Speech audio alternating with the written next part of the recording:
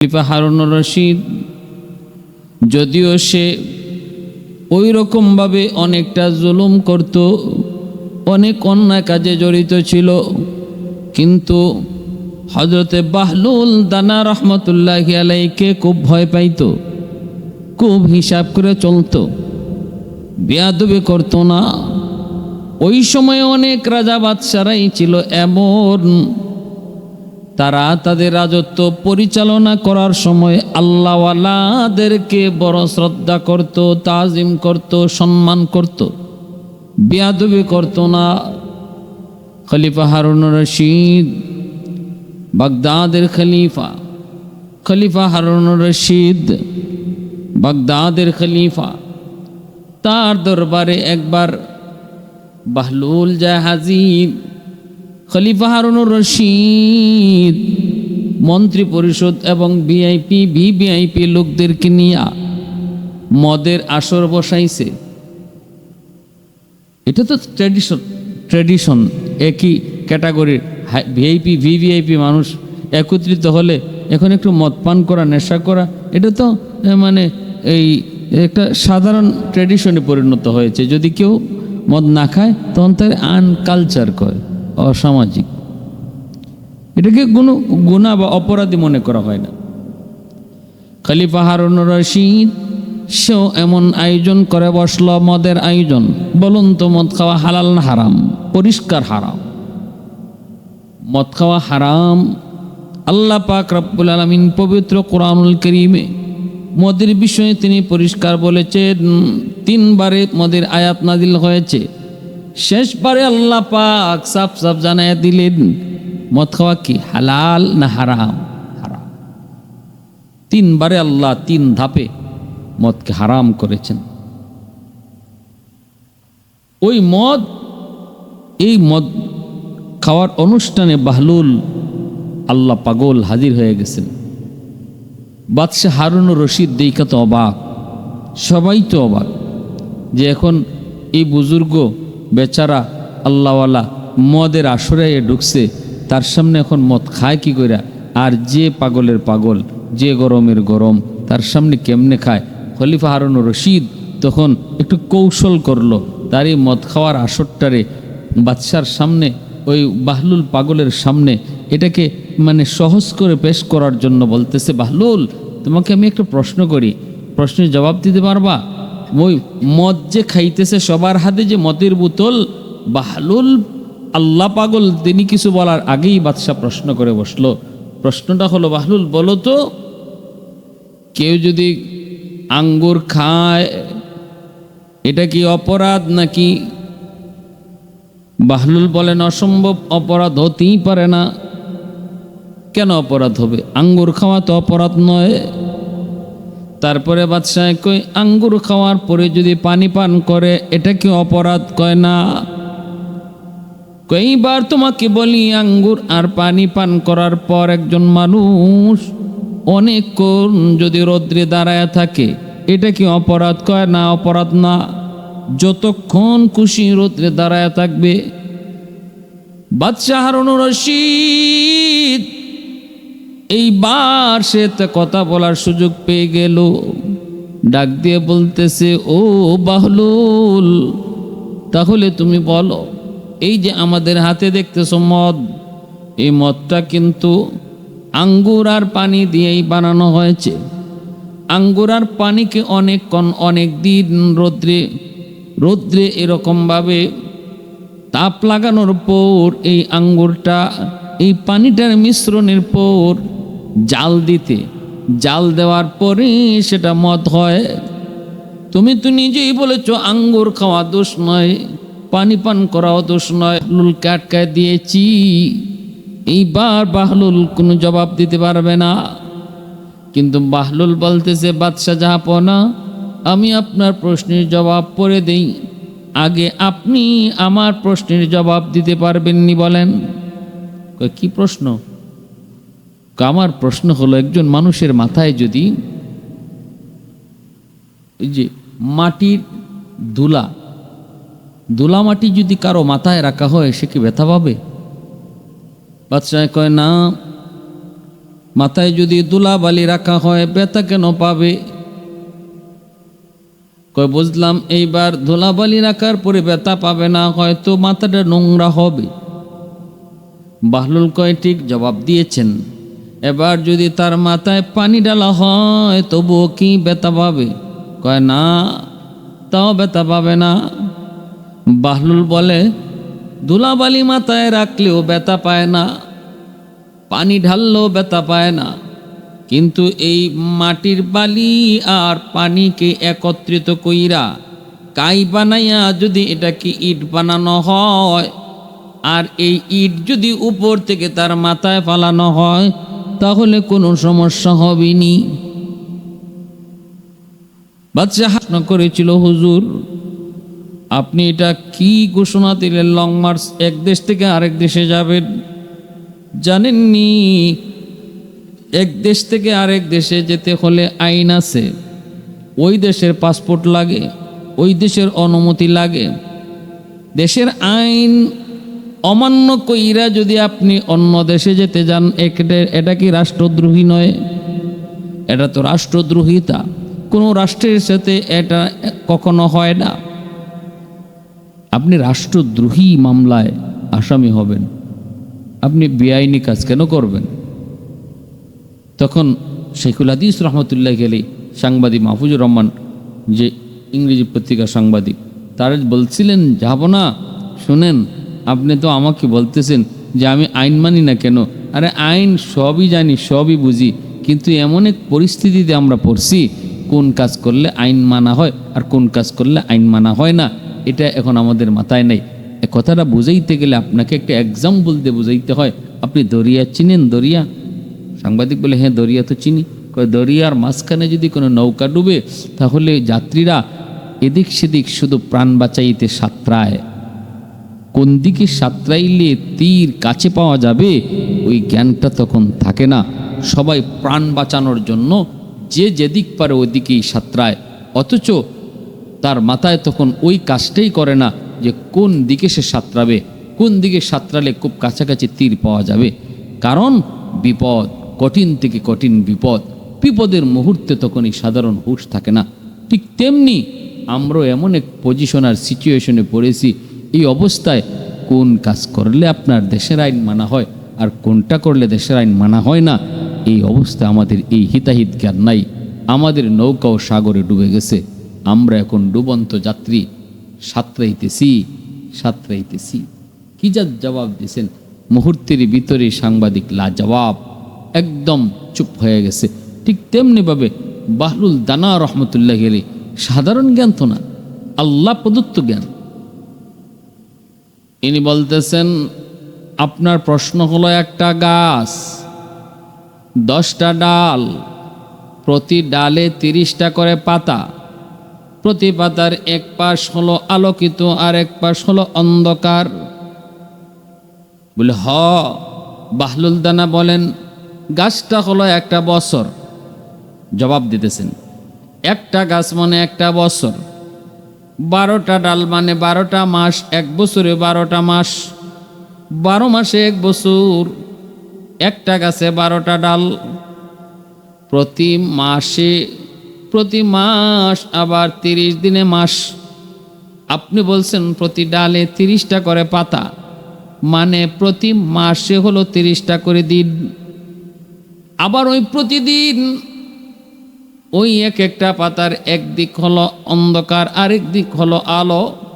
এর অর্থ হলো দিনের এক অংশ হলো আলোকিত আর এক অংশ হলো অন্ধকার। রাত আর দিন বুঝাইছেন। প্রশ্নের জবাবটা পাওয়া মাত্রই বাদশাহ হারুনুর রশিদ সাথে সাথে অবাক হয়ে গেল, পুরা হাউসটা নীরব হয়ে গেল। ভাইরা বন্ধুরা, জন্য বলতেছিলাম আল্লাহ ওয়ালাদের সাথে বেয়াদবি করবা না, কারণ সাধারণ জ্ঞানে তারা ঘুরে না, সাধারণ জ্ঞানেও তারা জবাব দেয় না, জবাব দেয় আসমানি ইশারায়। বাদশাহ হারুনুর রশিদ বিবি জুবাইদাকে নিয়ে এক সফরে বের হয়েছে। ইরাকের মরুভূমি দিয়ে যাচ্ছে, হঠাৎ করে দেখতে পেল মরুভূমিতে বালু জমায়া জমায়া বাহলুল পাগল তিনি ঘর বানায়। বাদশাহ হারুন রশিদ যায় বলতেছে, এরে বাহলুল কি করো? কই বালু দিয়া ঘর বানাই। কই ঘর বানায় কি করবা? কই ঘর বানায় ঘর বেসমু। কও কি তুমি এই ঘর কিনবো কেডায়? বাহলুল কয়, যেই কিনবো তার জন্যই জান্নাতে একটা ঘর সে পাইব। আমার দোয়া এই বালুতে বানানো ঘর যে কিনবো, আমি দোয়া করব আল্লাহ তারে জান্নাতে একটা ঘর দিব। আর আমার এই বালুতে বানানো ঘরের দাম হলো 1 দিনার। বাদশাহ হারুন রশিদ নীরব নিস্তব্ধ হয়ে চলে যাচ্ছে, কোনো জবাব নাই, মুচকি হাসি দিয়া চলে গেল। পিছনে আসতেছে হারুন রশিদের বিবি জুবায়দা। ওই জুবায়দা যখন আইসা দেখতেছে বাহলুল ঘর বানায়, জুবায়দা ডাক দিয়ে বলতেছে, রে বাহলুল কি করো? কই বালু দিয়া ঘর বানাই। কেন বানাও? কই ঘর বেসমু। বেচলে কি হইব? কই জান্নাতে ঘর পাইব। দাম কত তোমার এই বালুর ঘরের? কই 1 দিনার। নাও 1 দিনার। এই 1 দিনার দিয়ে জুবায়দা ঘর কিনে নিয়ে গেছে। বাইরা বন্ধুরা, ওই রাত্রে বাদশাহ হারুন রশিদ বিবিকে নিয়ে ঘুমাইলো, স্বপ্ন যুগে দেখতে পেয়েছে জান্নাত, জান্নাতের ভিতরে সে ঘুরতেছে। এত দামি একটা ঘোর। ওই ঘোর দেখা বাদশাহ বড় অবাক, এত সুন্দর। কাছে গেল, ঘরে যায় দেখে তার বিবির নাম লেখা জুবায়দা, জুবায়দা ভিলা, জান্নাতের উপরে লেখা জুবায়দা ভিলা। বাদশাহ হারুন রশিদ বিবি সাহেবের ঘর দেখে সে ঢুকতে চাইলো, সাথে সাথে গারোয়ান আটকায়া দিয়া কয়, থামেন, এই ঘরে ঢুকবেন না, এটা আপনার না, এই ঘরটা তো আপনার না, এখানে কেন দাঁড়াইছেন? আপনি তাড়াতাড়ি বের হন। কয়টা তো আমার বিবির ঘর, আমার বিবির ঘরে আমি ঢুকবো, এখানে অনুমতি কিসের? বিবির ঘরে ঢুকবো, অনুমতি কিসের? এই কথা বলা মাত্রই বাদশাহ হারুন রশিদ যখন কইছে, না আমি তো আমার বিবির ঘরে ঢুকবো, দারোয়ান কয়, সাবধান, আপনি এটা বিবির ঘর কইয়া চালাইতে পারবেন না। বিবির ঘর কইয়া চালানোর দিন হলো দুনিয়া, আর এটা হলো আখেরাত। আখেরাতে কেউ কারো ঘরে ঢুকতে পারে না। আখেরাত যার ঘর সেই ঢুকবে আমলের বদৌলতে। দুনিয়ার জগতে হলো বাপের ঘরে ছেলে ঢুকে, ছেলের ঘরে বাপ ঢুকে, স্ত্রীর ঘরে স্বামী ঢুকে, স্বামীর ঘরে স্ত্রী ঢুকে। কিন্তু এখানে না, এখানে যার যার ঘরে ঢুকতে হবে। বাদশাহ হারুন রশিদ অবাক, ঘুম ভেঙে গেল, টের পাইলেন, বুঝতে পারলেন ওই যে বাহলুলের কাছ থেকে আমার বিবি একটা ঘর কিনেছে, ওই ঘরটা কেনার কারণেই সে জান্নাতে ঘর পেয়েছে। কথা তো ঠিক, বাহলুল যা বলেছিল জান্নাতে ঘর দেবে, আমার স্ত্রী জুবায়দা তো ঘর পেয়ে গেল। কিন্তু আমি তো হতবাগা, দুর্বাগা। সকালবেলা উইটে বাদশাহ দ্রুত বাহলুলকে খুঁজতে লাগলো, পেয়ে গেল। ওই দিনও সে এরকম বালু দিয়া ঘর বানায়। বাদশাহ যায় বলতেছে, রে বাহলুল, ও বাহলুল, একটা ঘর আমি কিনতে চাই, আমাকে একটা ঘর তুমি দিবানি, আমি কিনব। কয় ঠিক আছে, নেন, নিতে পারেন, আমি তো ঘর বানাইতেছি বিক্রি করার জন্য। কিনে যখন 1 দিনার দিতে চায়, বাহলুল কয়, কি করো, মজাক করো নাকি, ঠাট্টা করো নাকি? কয় কি হয়েছে? কয় আমার এই একটা ঘরের দাম হলো তামাম দুনিয়ার যত সম্পদ, সব সম্পদ এক জায়গায়, আর আমার এই ঘরের দাম হলো এক জায়গায়। বাদশাহ হারুন রশিদ অবাক হয়ে বলতেছে, রে বাহলুল, তুই না গতকাল কি বললি 1 দিনারের বিনিময়ে এই ঘর? বাদশাহ যখন এই কথা বলে তখনই বাহলুল কয়, রে বাদশাহ শোনো, এই 1 দিনার দাম ছিল ততক্ষণ যতক্ষণ এই ঘরের প্রকৃত মূল্য তুমি জানতায় না, বুঝতায় না। তখন ছিল এই ঘরের মূল্য 1 দিনার। কিন্তু এখন তুমি এসেছো যাই না শুই না দেখা তুমি এসেছো, যার কারণে এই ঘরের দাম আর 1 দিনার নয়। এখন তুমি জানি না শূন্য আইসো, স্বপ্নে দেখা শূন্য তুমি আইসো, এজন্য এই ঘরের মূল্য এখন তামাম দুনিয়ার সমস্ত সম্পদ। ভাইরা বন্ধুরা, জন্য বলতেছিলাম, আল্লাহওয়ালারা সাধারণ কোনো বিষয় নয়।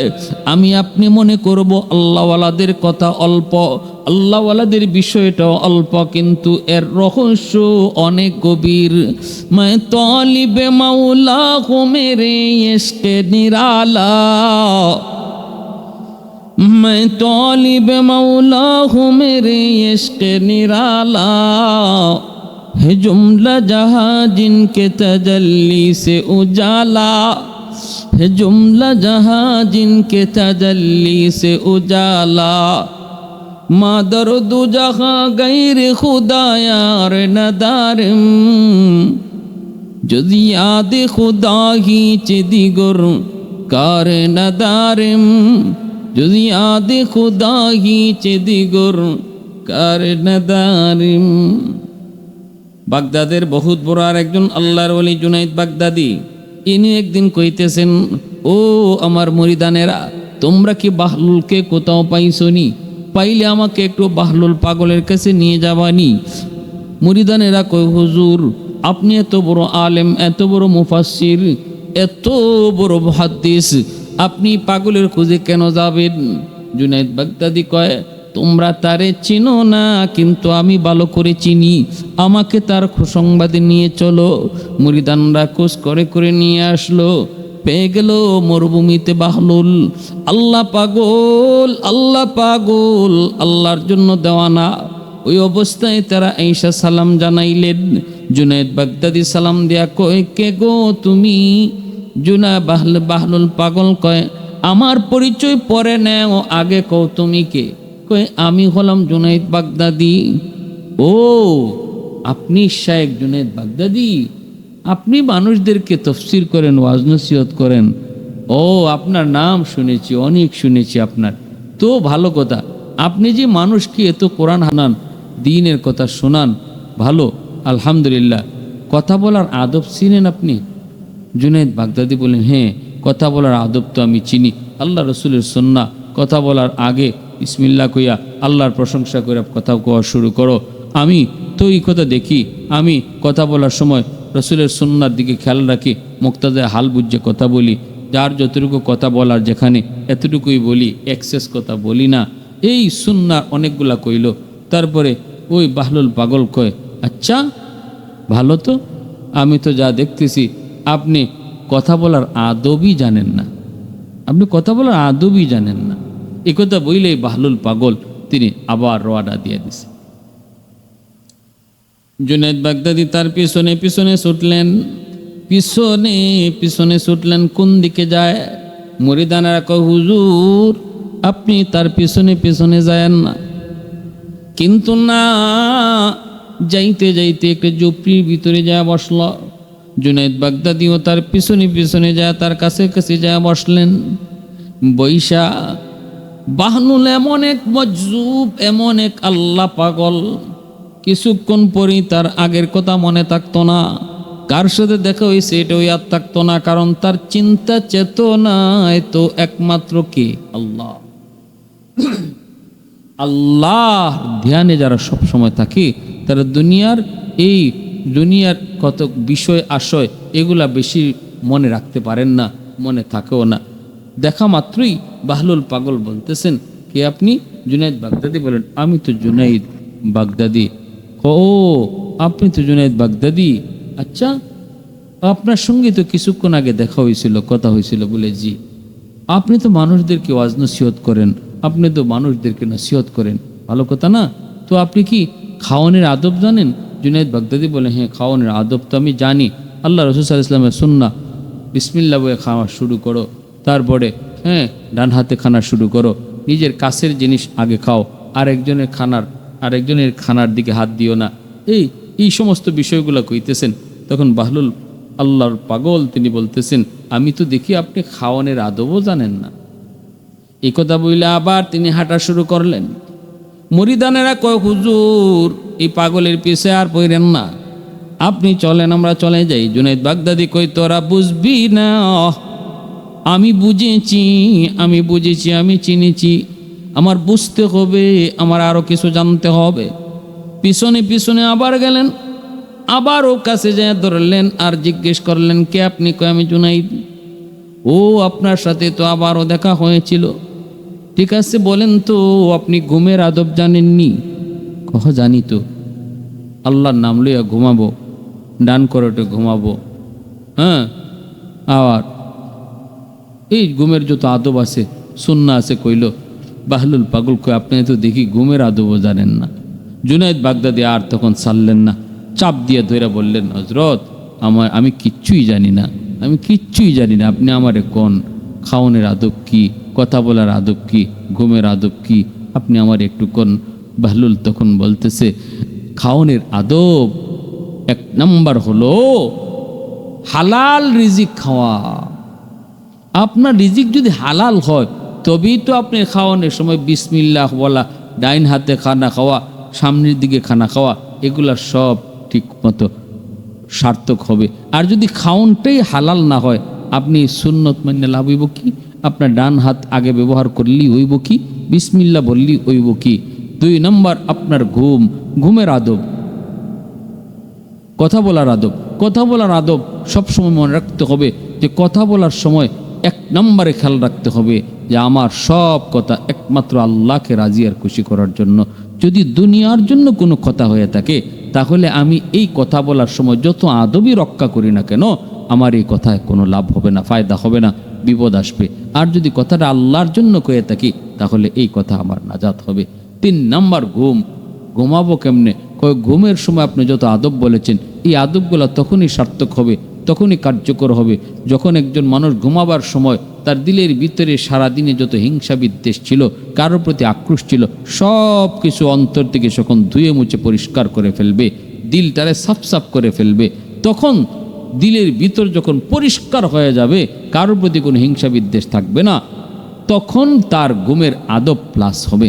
এজন্য ঘুমের 1 নম্বর আদব হলো ঘুমানোর সময় দিলটারে একদম পরিষ্কার করা, কারোর প্রতি কোনো বিদ্বেষ না রাখা। এই কথাগুলা জুনায়েদ বাগদাদির মতো আল্লাহ এত বড় বুজুর্গ, এত বড় মুহাদ্দিস, এত বড় আল্লাহওয়ালাকে শিখিয়ে গেছেন কে? একজন মাজজুব